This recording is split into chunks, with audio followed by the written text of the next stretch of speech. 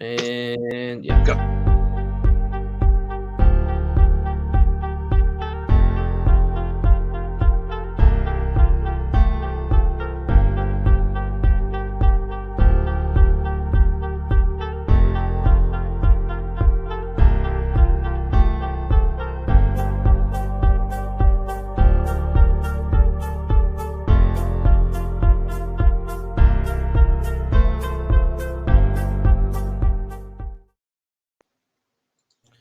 Ladies and Yeah.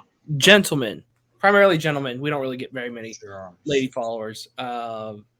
Welcome back. This is Going the JC Route. I'm JC. That is Chris the Birdman, not Anderson. Sorry, you don't have the height for that. And we are back again this week for another episode.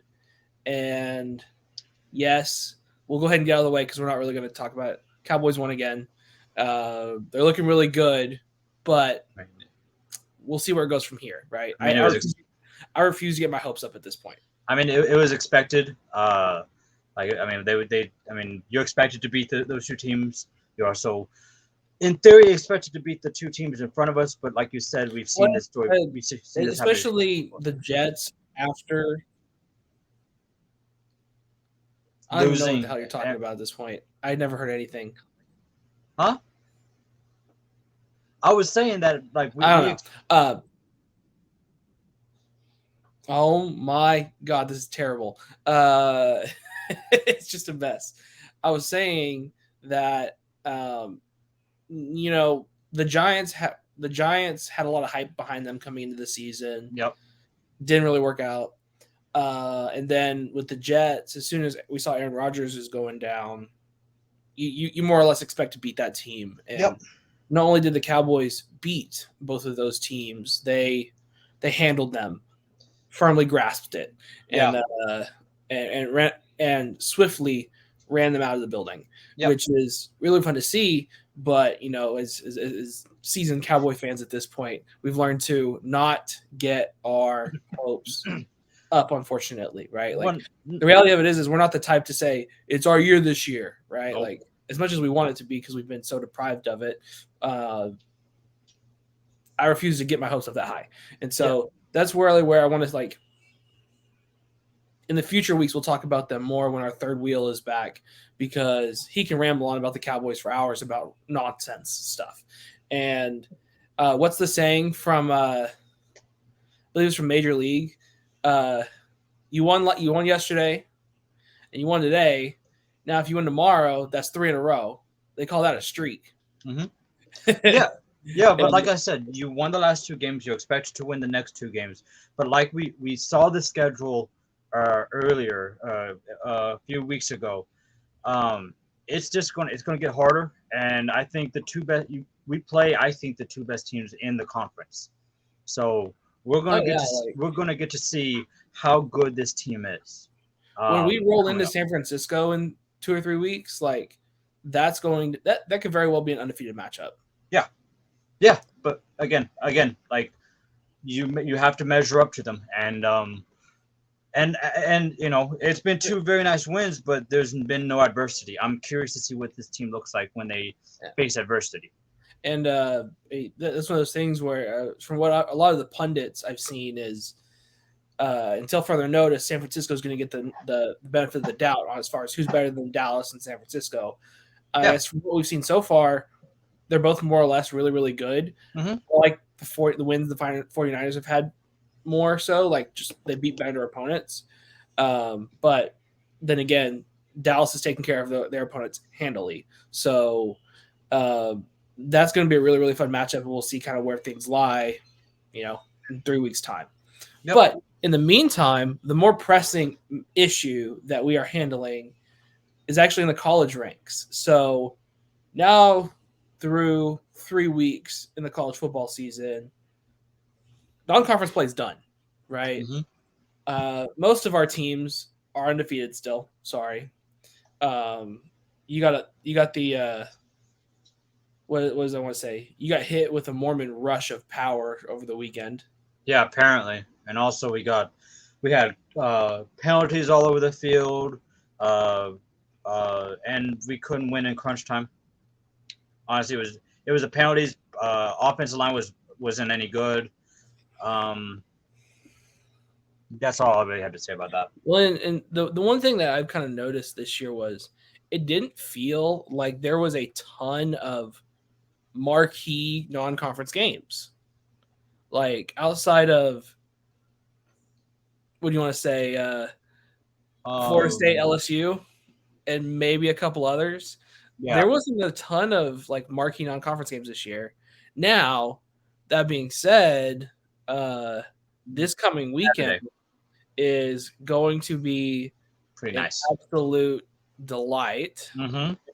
Because this weekend, of any weekend outside of maybe rivalry week, is going to be a fantastic weekend of college football. Yep. You have so many ranked matchups. Was it like 6 or 7, 8? I mean, something like that. You've got Penn State, Iowa, Notre Dame, Ohio State. You've got Oregon State, Washington State. I mean, the list goes on and on. I mean, you can just look down at Alabama, Ole Miss, UCLA, Utah, Oregon, Colorado. And I mean, and there's so many more that aren't ranked, but are definitely going to be important, right? Like Florida State, Clemson is probably the game I'm easily the most intrigued in because I mean, I had it before the season. I had Florida State in my playoff picture. Yes. So this is going to be a big determinant of where they really stand, right? And I said it in the preseason predictions. Florida State could easily lose this game, but then reconnect with Clemson in the ACC championship game and beat them there, right? So they're at that point they become a one-loss conference champ in a Power 5 conference. It's going to be really hard to leave them out. But I mean, the way things have looked so far, Florida State looks like the more complete team as compared to Clemson. So I think that game's gonna be really fascinating. Of course, you also got like the Iron Skillet game, right? SMU TCU. That game was fun last year. It's going to be more fun this year. I think SMU is a better team this year. They have a lot more talent than they did last year, and TCU lost a lot of talent. Then again, they also reloaded. So it's going to be really fascinating. You know, you got the worst of the worst, Oklahoma State and Iowa State. The pillow fight of the week. Man, if you want to talk about two teams that are in a bad way, to put it politely, I mean, you've got Iowa State where you lose a ton of starters due to that gambling scandal. And you got Oklahoma State where they are just terrible. And now, as of today, from what I've seen is there's rumors that there's going to be mass exodus out of Oklahoma State following this game. Really? Like there's rumors that players are going to quit. I didn't see. First of all, I never heard the gambling scandal come out of Iowa State. But I did not see this from Oklahoma State. Oklahoma State's always been one of those teams that's been, they've always been a very solid football team. Mike Gundy's one of those coaches that it doesn't matter who he has on his roster, he finds a way to get the best out of them and mold the team to his players. Yeah. This year, they've just had such a mass exodus of players coming out of there that they're like the cupboards are bare, man. And I mean, if you're reloading with players from FCS, D2, D3 schools, it's going to be hard to compete at a high level in Power 5. Yeah. Especially I mean, you lost to South Alabama handily, right? And honestly, looking at that reminded me of Arkansas about 4 years ago. Right. And so, not only did that, they're going to have a really, really hard time competing in the Big 12 this year. That has a lot of good teams. I don't want to say there's a lot of great teams in the Big 12. I mean, you've got Texas, obviously, who, by the way, rolling into Baylor this week for your first true, well, I don't want to say true road test because you went to Tuscaloosa and won, but this is your first. I think this is your first Big 12 test on your way out. Well, I think this is a game first off, it is in the Big 12, so that's going to be interesting. But also the other thing is that with the Alabama game, they I think we've said this. They get up for those big games. Alabama was a big game, so Mhm. now it'll be interesting to see. It's not as big of a game. Baylor's has they've lost to Texas State. They've what are they 1-2 something like that. Something like that. Well, and here's So the thing, right? Texas has a tendency to play to their opponents, mhm. and even and as much as we think Texas is going to be better this year, they've showed it again. Like they struggled with Rice in the first half, but then pulled away. They matched Alabama essentially, and then Wyoming had them in hell through 3 quarters. Yeah. Like Well, you get you get a long touchdown and a pick six in the fourth quarter, and all of a sudden it's a 20-point game, and it looks like you played a lot better than you did. Which don't get me started on AP voters that moved Texas up because they yeah, just saw the score and didn't actually watch the game since it's on LHN. they should have moved them. They should have either kept them or moved them down. Yeah, But but the so that's thing my for me, worry is, are they going to be up for a what time is that game? I think it's a night game actually. 6:30. Yeah, it's the ABC game. oh So wow, I didn't realize it uh, was ABC game. they're going to be up for a night game in Waco, or is Baylor going to come out and punch them in the mouth? At the beginning of the year, I said that that they would go 10-2 with their only real probably good chance at a loss would be Alabama. The other loss was going to be a game where they, like you said, they played to their opponent, so they were going to find a way to lose a game, whether it was because of lack of preparation or over preparation, whatever. And with the way the Big 12 is, the Big 12 is not as good as it's been in the past with how Oklahoma State looks. You have Iowa State being horrible. I mean, Baylor lost to Texas State, so it's not as good, but it's still a very unpredictable conference, and you have no idea what's going to happen week in and week out. And this is very much a game where they come in unprepared and they can lose, even though Baylor is unpredictable. Baylor's really struggling, especially when you have Dominic Richardson getting hurt.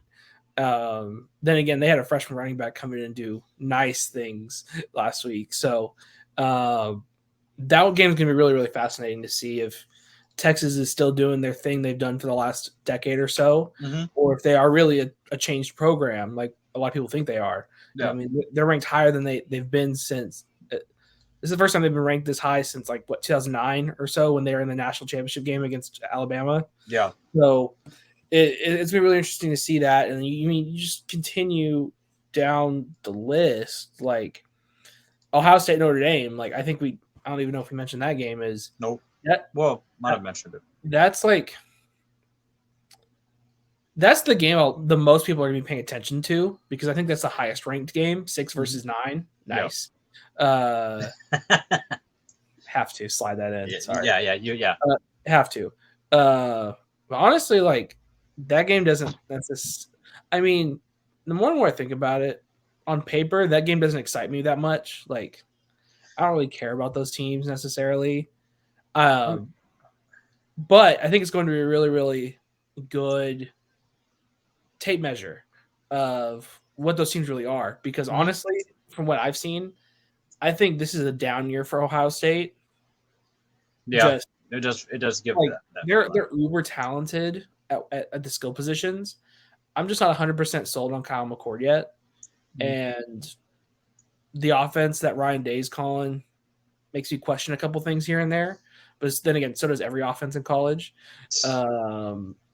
Meanwhile, Notre Dame, they've just been rolling so far. Now they haven't exactly played a lot of stiff competition. Well, like you said, it's a measuring stick game. Exactly. So where we think Notre Dame might be really good, we're high on Sam Hartman, we're high on Audric Estime, stuff like that. Yeah. How good are they really? Are they going to be one of those Notre Dame teams that slides in as a fourth playoff team, or are they going to crumble when the big game gets there? So that game for me is going to be really, really interesting. I don't even know like which way to lean on it. I mean, it is an intriguing game because of like you said, people are going to view it because it is a 6-9 matchup. I don't like you said. I don't think it's the most intriguing game. I think Colorado and Oregon is honestly more intriguing because of what Colorado could truly potentially be if they can beat Oregon or play with them at least. But yeah, I mean, I'll be honest with you. I'll be honest with you, and this is probably shame on me, and hell, Coach Prime will probably clip this for me, but yeah, if he watches it, he of course he's going to watch it. obviously, him and I were homies when I was younger, so it's okay. Not actually, but we went to the same cleaners in Taylor, so okay, so y'all were cool. Yeah. True story, by the way. Like I ran into him several times at the Taylor. Oh, nice. In Cedar Hill. But I'll be honest, I think they're a little bit of a fraud. So do I. I mean, I've like, don't get me wrong. I think that it's fantastic what they're doing. They're winning the games that they're supposed to. And we're talking about a Colorado team last year that was 1-11 and has been not good for most of this century. So it's nice to see that they're winning. But like again, who is Colorado beating? They're beating TCU, who lost the majority of their talent from last year, who kind of they exceeded expectations. And then they beat Colorado State last week, which is they're a decent team, but not up to that. Colorado State has been a bad G5 team for a while. They're a little bit better this year. Jay Norvell's got them on the right track, but and then who was the second team? Oh, they beat Nebraska, who is also horrendous rebuilding. They struggled to beat Northern Illinois for like half the game. Yeah, so it's like like I said, if you want to truly show that Colorado is good, I don't necessarily think you have to win it, but you have to show that you can play with Oregon. Well, and I tend to lean back on what I've said when I said in the preseason is I really honestly feel that Colorado might have Lincoln Riley disease, where his teams are uber talented at the skill positions, but when it comes to the meat and potatoes of teams, physicality, the trenches, like being able to grind games out, I'm not quite sure they're there yet. Now, they absolutely had to grind out the Colorado State game, but then again, that's a game that's like a rivalry game and, against a lesser opponent, and it can go here or there, right? Anytime you have a rivalry game, things can go wrong. But for me, where you're now going to finally be matched up against a team that has likely more talent than you, right? As much talent as Coach Prime brought in, or just face it, Oregon's more talented as a whole at this point. Yeah. At this point. That could change in the near future if he keeps recruiting the way he's done. But at this point, Oregon's a more talented team. And when you not only are coming up against a more talented team, but a team that's probably built for consistent Power 5 success, more or less, I think it's going to be a long day. And would it absolutely surprise me if Colorado come out and compete and actually win the game? Not really. But I think as it stands now, I tend to lean towards Oregon might come out. It might be close early, but then Oregon's going to pull away pretty quickly. That's what I'm thinking as well. I think it could be pretty lopsided. But again, like I said, especially when you're missing one of your best players in Travis Hunter. Yeah, that's definitely going to play a factor in this game. So, and honestly, I feel like if he was in the game, he would make more of an impact on defense than on offense. Like you're losing your best receiver and your best corner. And you need your best corner against a team that can absolutely sling the ball around and put points up. Yeah. I mean, that Oregon's absolute. Now, Oregon hasn't played anybody this year, really, but they've boat raced just about every team except that Texas Tech game. What the hell happened there? Right? But I think that was more of an indication of how good Texas Tech was and not as much bad. Was that game in Lubbock? Yeah, the game was in Lubbock. Well, that explains the mystery of Lubbock, or not the unexplainable mystery of Lubbock. Exactly. So, I think that's gonna be one of those games where Is that a Nike? Oregon's probably gonna win that, and I feel pretty confident. Yeah. And then you look at a game like Ole Miss Alabama, right? You've got Lane Kiffin returning to Tuscaloosa. Yep. With and one disciple already beat him this year. And the other thing is that with Alabama, I mean, oh my gosh, like they escaped from South. I didn't watch the game, but I mean, just from the score alone, they escaped from South Florida, and they have a huge question mark regarding who their quarterback could be. So I heard a rumor, and I have no basis to back this up at all, other than I've seen it in several places. There was a rumor that, and don't let me misspeak. Let me look because I think it's right, but I'm not about to lie here. Hold on, back up. I need to look at the box score really quick before I lie on myself. Show people what I don't know. Yeah, so Jalen Milroe didn't play. Yeah. So the rumor I had heard was that that he was suspended for that game. Oh, really? Okay, so that's the reason why he didn't play. There's no basis for that. I have no facts behind that. And if he was, that probably won't even be acknowledged by the University of Alabama, right? No, not by Nick Saban. That was a rumor I've heard. And he was named the starter at the beginning of the season for a reason. And we kind of saw that against USF when you've got Tyler Buckner and Ty Simpson fighting it out for reps, and they both kind of suck. Yeah, they were not good at all. I mean, so now that Jalen Milroe has been named the starter for the rest of the season,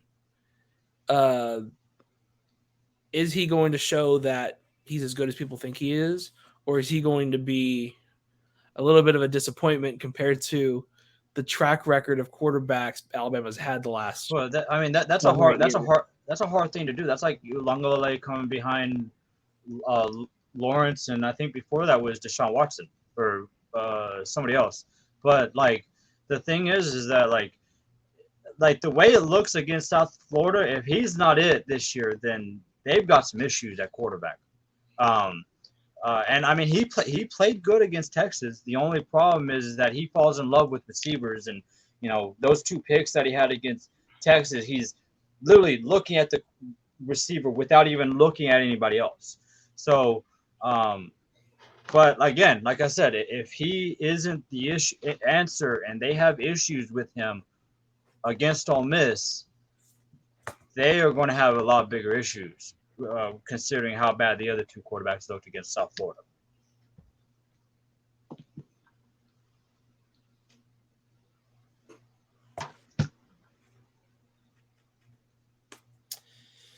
Sorry, I just got a text that threw me off. Let's say, yeah. So you have. God, I completely lost track of my train of thought. Jesus Christ. South Florida. They look bad against South Florida. And if Jalen Milroe doesn't look good against Ole Miss, they might have issues. And it's early on in the season where Ole Miss or where Lane Kiffin actually cares. Unlike if it was later in the year, he might not. No, you're right. And here's the thing is anytime Lane Kiffin is a head coach on a football team, they run off just this level of spite. Mm-hmm. Yeah. There always tends to be that with him. Like they tend to be a team that it just feels like they want to beat people. Like they want to spoil the party. No. They like to have fun, but they like to be a pain in the neck. And so this is a game that Lane Kiffin may present to his team as, hey, this team's already lost once. People are asking a lot of questions about Alabama right now. Mm-hmm. We could be the early nail in the coffin to their season. Man, that'd be gigantic if that happen to it. And I think Lane Kiffin wants to do that. Mhm. Now, Oh yeah, of course am he I does. expecting Ole Miss to go in there and win? No. Do I find it way more likely that Alabama gets the training wheels off and they start rolling? That's probably likely, but I feel like it could be a game that's an uncomfortable win for Alabama, where Alabama has to find a way to win in the fourth, because they've had issues with Ole Miss, even when they were obviously not with Lane Kiffin, but even when they were good, they've had issues with Ole Miss. So I can see it being a game like a similar to Texas, where they find a way to win instead of losing that game like they did against Texas. mm-hmm.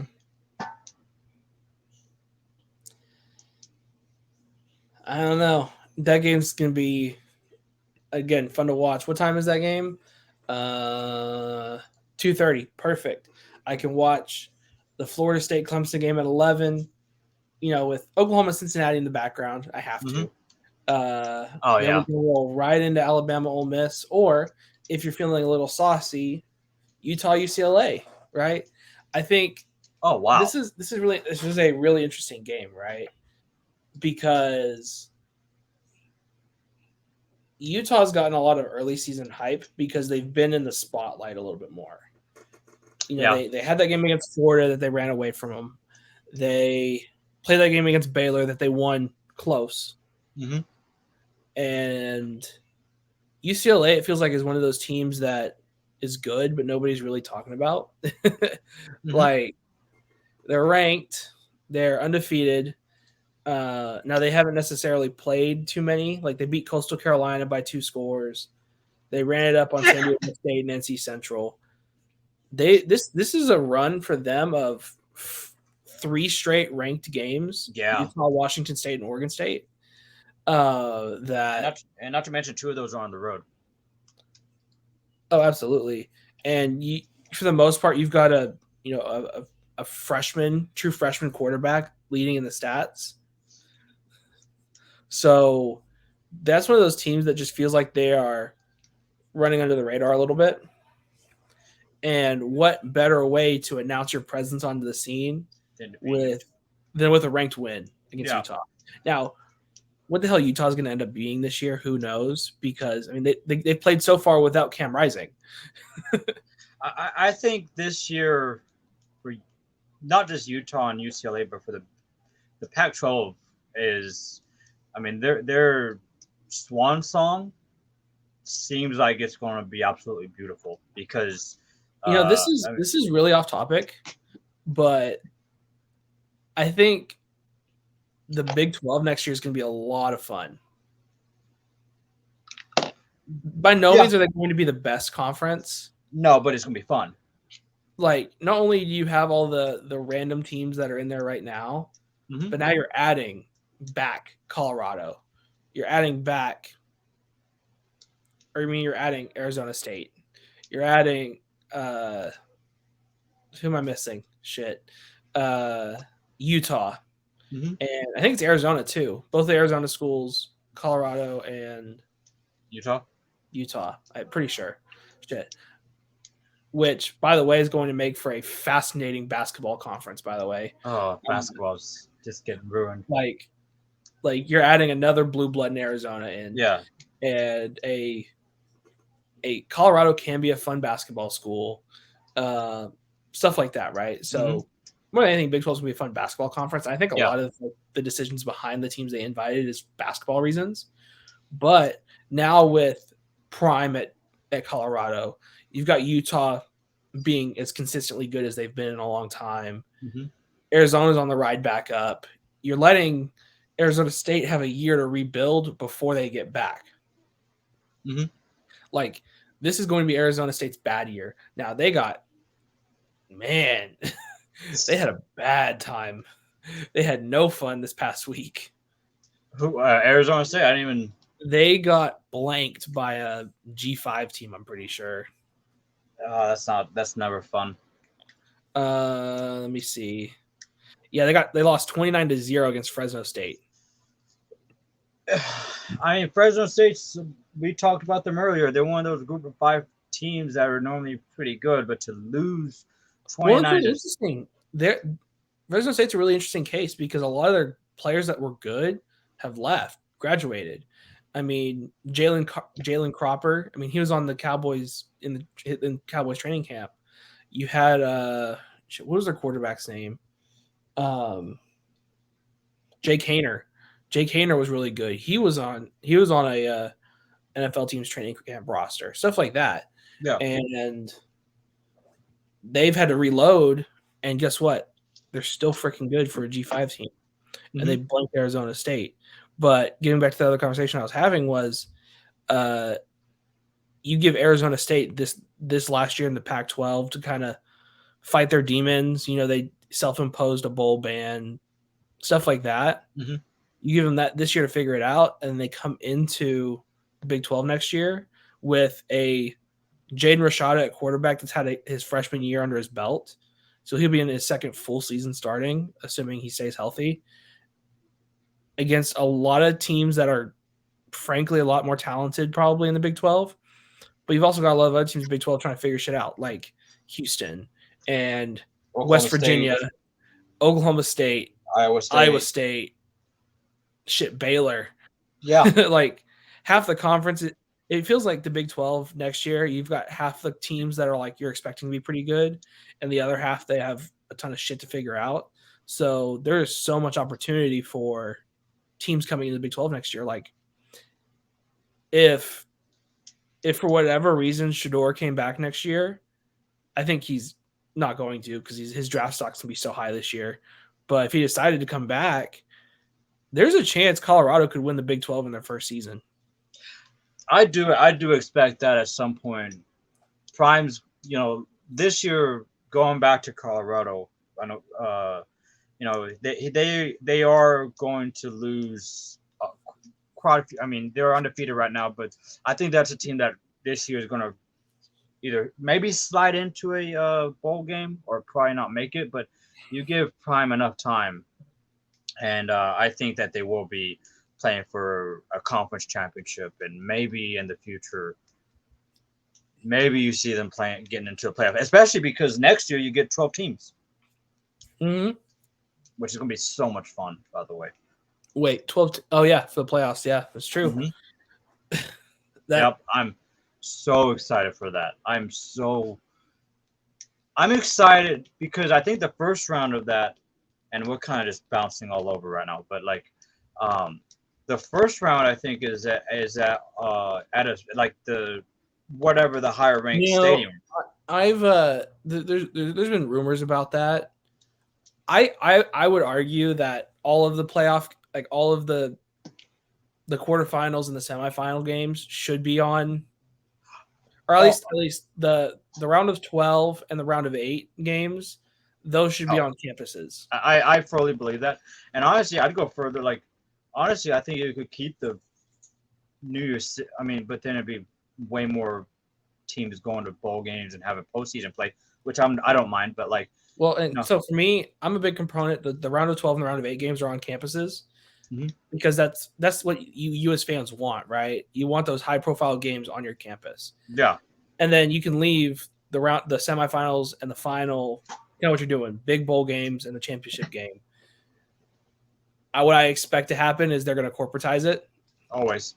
And all of the playoff games are going to be at some corporatized bowl or stadium that the sponsors are what's winning out. And it's going to be really annoying because people have to travel to it. Cotton Bowl, yeah.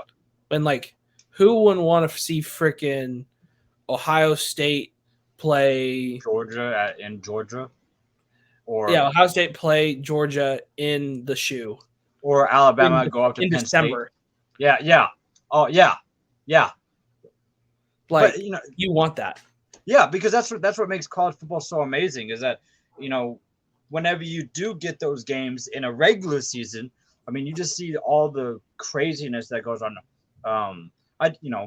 You see the craziness that goes on whenever you get there. And I mean, a playoff game in one of those venues would be enormous.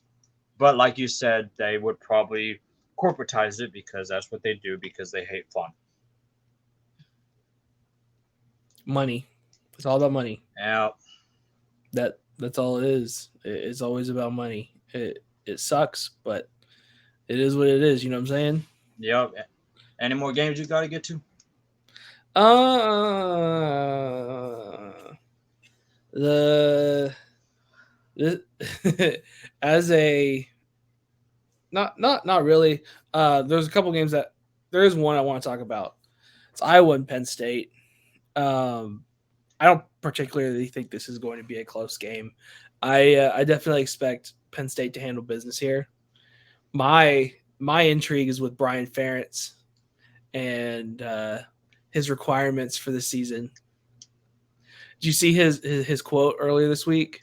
Or I don't know if that was like edited or not, but he said something about taking out a step ladder and pulling it out of your ass, something like that. I don't know. It might have been fake, it might have been real. I don't know. I thought it was funny, but he made some progress this week because he scored 41 or something like that this past weekend. But man, Penn State might be the real deal this year. Drew Aller is really good, and now Iowa's defense is still really freaking good. That's the thing. You pair a quarterback in Drew Aller that can actually sling the ball with two running backs that are very talented, Nick Singleton and Katron Allen, and there's a chance that Penn State just runs away with this, and good old Brian Ferentz and the Iowa Hawkeyes come away with like scoring like 10 or 13. And the touchdown was a defensive pick six or something. Like yeah. I think it's a, if I may, I think it's a similar-ish scenario with the Jets and the Cowboys in terms of the Jets have a really good, although the Jets' only really big problem is the quarterback. With Iowa, they have a really, really good defense normally, but it's their entire offense. So I think you're, like you said, they may find a way to score 10, maybe 14 or something like that. But eventually, a good defense will give way to a better offense when that defense does not have an offense to support it. So it could be one of those games that maybe you turn on in the third or fourth quarter, and you're like, "Huh, Iowa's sticking around," but maybe in the fourth quarter, Penn State will find a way to pull away because of the lack or the inability for Iowa to score touchdowns consistently. The last game I had my eye on is not a ranked game, but I just find it completely fascinating. Is Arkansas and LSU? No. Because unfortunately for you, I expect LSU to have some fun. I don't think it's going to be. I think it's going to be close-ish, but I think they're going to win. Game's not going to be nearly as cold as it was last year. Huh? The game's not going to be nearly as cold as it was last year. Oh, our game? Yeah, Arkansas and LSU. All I can remember is like they had the big coffee pots on the sideline. Mm-hmm. They had like hot chocolate and chicken broth and stuff in it. And I'm like, come on, man. But no, the game I had in my head to talk about is Texas Tech and Kansas. For whatever reason, that game just sounds like a ton of fun to me. I expect it to be like 43-41. That's fun. That's a Big 12 game too. That's a classic Big 12 game. Like, because I mean, Kansas is probably one of the most sneaky 3-0 teams in the league in the country this year. And a lot of people expected Texas Tech to be really good this year. They've been solid so far. Like they're 2-1, right? And they lost a close game to Wyoming. No, they're 1-2. Sorry, up in Laramie. Yeah, they're 1-2, but they lost a close game to Wyoming, who we think is actually going to be pretty good since they gave Texas a run for their money with their backup quarterback. Well, not to mention. You want to talk about weird things happening in Lubbock? Weird things happen up in elevation in Laramie. Yeah, so they lost a close one to Wyoming. They lost a close one to Oregon. And they finally got on the board last week with the win after our friend Brett Yormark in the Big 12 talked them up as their prize child for this season, and they've let them down firmly. But a lot of people expect Texas Tech to be good. And I still think there's a chance they could be really good this year. Just what that ends up looking like, who knows? You've got what you expect to be a good team going up against a surprise 3-0 team in Kansas. Kansas is looking like a classic Big 12 team this year. They're going to score 40, but they might give up 45. Well, I mean, both offenses are averaging, high 30s. So you will get points in this game. If you like points, watch Texas Tech and Kansas. And if they don't get points, their offenses fell asleep or something. Disappointment. But you get the point. That's one of those games that it's not going to get a lot of the national attention. No. And it's definitely a Big 12 homer kind of favorite game. But that's one of those games that if you don't pay attention to, you're going to look at the scoreboard on Sunday, and you're like, what the hell happened there? Oh, and by the way, Kansas is 4-0. Right?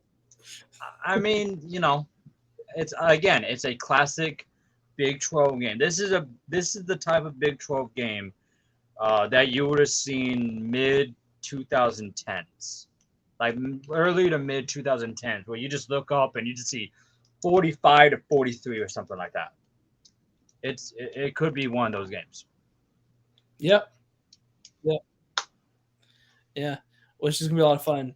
And but I think that's all I really wanted to cover is the widespread excitement of what's going on in college football right now. There's just so much parity at the D1 level right now. It's making college football fun again because it feels like anything can really happen on any Saturday.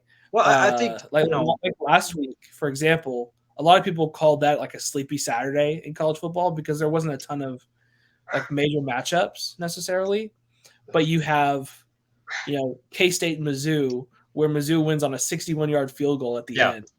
Colorado State and Colorado. Yeah, games that you don't expect to necessarily be good. The Saturdays you expect to be quiet and kind of boring are always the Saturdays that give you the most unexpected random shit. And that's why I love college football. So for all we know, man, we have so many like marquee games this coming weekend. It could suck. Like they're all going to be blowouts, right? Like it's no fun. Yeah. But I think not only did we just come off of a weekend where you got a lot of unexpected fun, we're going into a weekend where there's supposed to be a lot of expected fun. And the chances are, with how much parity, like I said, is going around, we may get a lot more of those weekends moving forward now that we've reached conference play. Well, you talk about parity. I mean, that, I think with the whole NIL stuff and the transfer stuff, there's a lot of negativity that surrounds it, and rightfully so. But, I mean, with the transfer stuff being the way it is, it makes for parity. I mean, there's, you can get somebody to come in. The reality of the transfer portal and NIL is the rich are always going to get richer. Nope. But now you have those kind of mid-level teams that are you're having a larger layer of those mid-level teams that can cause havoc. You're getting a lot less of the, hey, there's two teams at the top of the conference and then the rest sucks. You're getting a lot more of, there may be one or two teams separating. Now you have 5 or 6 teams that are really good, and then you saw those teams that are trying to figure shit out. Well, yeah, because, I mean, you don't have that layer of goodish, great teams. Those are the teams that are causing havoc. And that's what's a lot of fun, right? That's those teams like Oregon State this year. Teams like Wazoo. Teams like Colorado. Yeah. I just named 3 freaking Pac-12 teams. What the hell? But you get the point, right? It's those middle of the pack teams that I'm not scared of Illinois. But it's those middle of the pack teams traditionally that you kind of look at and you're like, they're going to be bad this year again. That are actually somewhat good and actually have a chance at spoiling somebody else's season. And that's what you kind of look forward to the rest of the year. So that's where we're at. We are very, very excited going into this college football Saturday. I, for one, will be doing my best job to watch it. We see. I might have a golf outing I need to go do, and I will be off, so I am fully locked in to college football. And actually, I mean, I'm locked into Arkansas basketball now. Until the Razorback football team doesn't irritate me. By the way, I have growing concern that OU might lose this weekend against Cincinnati. They very well might, because I mean I more or less still feel confident we can come out with a win. I'm just worried about the unexpected force of the Big 12 laying it down on us with maximum gentleness. Just lay it on us on the face, like, you know what I'm saying. So we'll cross that bridge when we cross that bridge.